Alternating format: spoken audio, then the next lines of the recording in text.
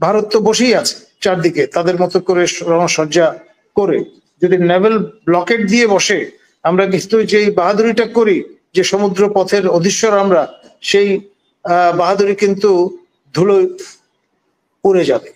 একটু এদিক ওদিক আমরা করব, প্রিটেক্স তৈরি হবে, এবং সেটার সুযোগ নিয়ে মিয়ানমার বিমান বাহিনী বলুন কিংবা আপনার এই আমাদের প্রতিবেশী রাষ্ট্র ভারতের সশস্ত্র বাহিনী বলুন, তারা যদি কোনো অ্যাকশনে যায়, তাহলে আমাদের আসলে রেস্কিউ করার জন্য 71 সনে চীনারা যেমন পাকিস্তান সেনাবাহিনীর সাহায্যে এগিয়ে আসেনি হিমালয় অতিক্রম করে অরুণাচলের দখল নিয়ে, সেরকম একটা পরিস্থিতি কিন্তু আমরা পড়ে যাব।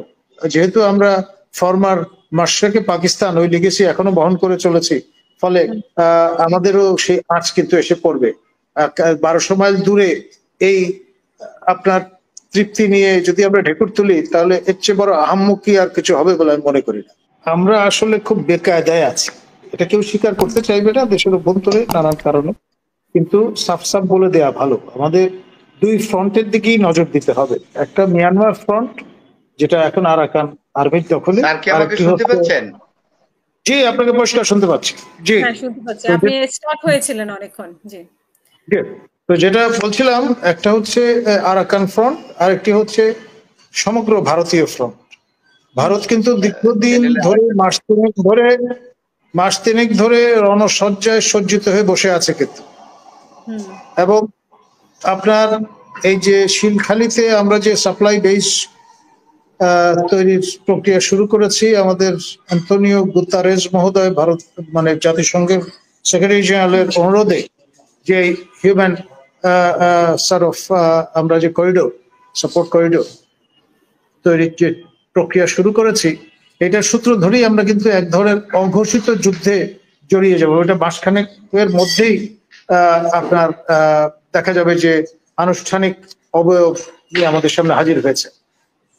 এখন ধরুন আমরা কাদের সহায়তা করতে যাব আরাকান আর্মিকে, আর সঙ্গে থাকবে আমাদের এই ইররেগুলার রোহিঙ্গা ফোর্সেস, তারা হয়তো ক্যানন ফডার হবে সামনে, এবং আলটিমেটলি যদি মিয়ানমার রিটালিয়েট করে, তাদের কিন্তু শক্তিশালী বিমান বাহিনী আছে এবং সিপোয় মানে রাশিয়ান যে অত্যাধুনিক যুদ্ধ বিমান দ্বারা সমৃদ্ধ তারা, এবং তারা যদি এয়ার স্ট্রাইক করে will been deep soup, Dhaka কিন্তু মিসমার হয়ে যাবে।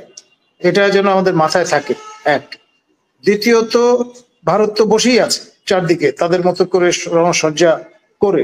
যদি নেভেল ব্লকেট দিয়ে বসে, আমরা কিন্তু যেই বাহাদুরিটা করি যে সমুদ্র পথের অধীশ্বর আমরা, সেই বাহাদুরি কিন্তু ধুলো উড়ে যাবে। এক, আর এই শেখ হাসিনা বগল বাজিয়ে যেই কথাটা বলতেন যে সমুদ্র বিজয় করেছেন, এটা আপনি যদি প্রকৃত ভাবে বঙ্গোপসাগরে আমাদের ইকোনমিক জোনের দিকে তাকান, এটা একটা ত্রিভুজের মতো।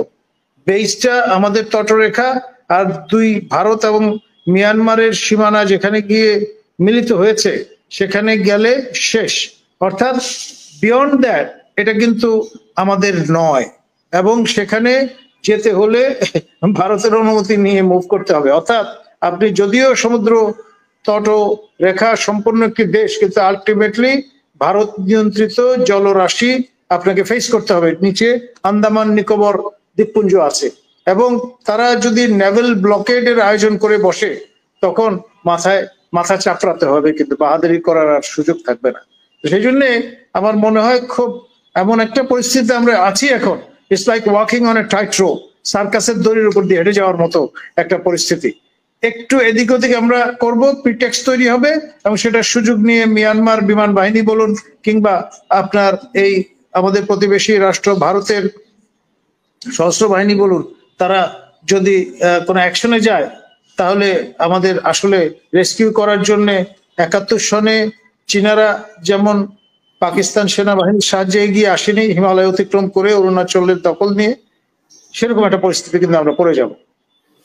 ধন্যবাদ। পাকিস্তানের পররাষ্ট্রমন্ত্রী 2 দিনের জন্য আসার কথায় ইসাক দার, তো ওনাদের অনেকগুলো চুক্তি হওয়ার কথা। সেটা ওনারা এই সফরটি স্থগিত করেছেন এই ঘটনার প্রেক্ষিতে, মানে স্থগিত করার অনুরোধ করেছেন। তো এখানে বাংলাদেশের সাথে কিছু চুক্তি, কি ধরনের চুক্তি হওয়ার কথা পাকিস্তানের? দেখুন, অনেকগুলো বিষয় আছে। একটা হচ্ছে যে আমাদের যে দেনা পাওনা, সেটা একটা বিষয় আমরা উত্থাপন করেছি আমাদের পররাষ্ট্র সচিব লেভেলের বৈঠকে। তারপর স্ট্যান্ডার্ড পাকিস্তানি যারা যারা পাকিস্তানে চলে যেতে চায় তাদের পাঠানোর ব্যবস্থা দিই, এবং সঙ্গে আপনার এই পাকিস্তান থেকে যে রপ্তানি করে তারা যে সামগ্রীগুলো, সেগুলো ফেভারেবল টার্মসে আপনার পাওয়ার যে ব্যবস্থা, ইত্যকার বিষয়গুলো, তারপরে নৌ যোগাযোগ, তারপর আকাশ যোগাযোগ, সেগুলোকে একটা ফ্রেমওয়ার্কে নিয়ে আসা, এইসব বিষয়গুলো ছিল।